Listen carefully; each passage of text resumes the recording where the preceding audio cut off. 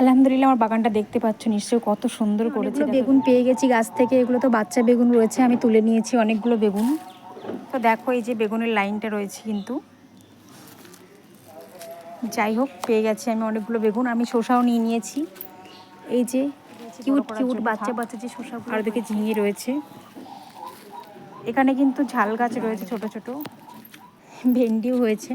ভেন্ডি তো আমি প্রত্যেক দিনই তুলি, তুলতে না তুলতেই বড় হয়ে যায়। যাই হোক, আর আমার উচ্ছে গাছ দেখাচ্ছি, দাঁড়াও আমি উচ্ছেগুলো তুলে নিয়েছি, তোমাদেরকে অবশ্যই শেয়ার করব। এই যে এটা হচ্ছে আমার উচ্ছে গাছ রয়েছে, এখানে চিচিঙ্গি গাছ রয়েছে, ওই সাইডে আছে। আর ওই যে দেখতে পাচ্ছ চাল কুমড়া রয়েছে,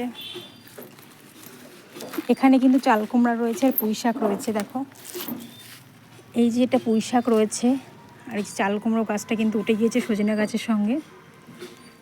যাই হোক আলহামদুলিল্লাহ আমার মনের আশা পূর্ণ করেছে আল্লাহ। পুরো বাগান, পুরো বাড়িটা পুরো বাগান করে নিয়েছি, পুরো সবজির বাগান করে নিয়েছি। আমি অনেকগুলো সবজি পেয়ে গেছি, তো আমি খুব কষ্ট করে করেছিলাম এগুলো। দেখো কত সুন্দর বেগুন হয়েছে, কত সুন্দর উচ্ছে হয়েছে, অনেক সবজি পাড়া রয়েছে, ঝিঙে টিঙে শসা, সেগুলো অন্যদিন পারবো, তোমাদেরকে অবশ্যই শেয়ার করব। বাই।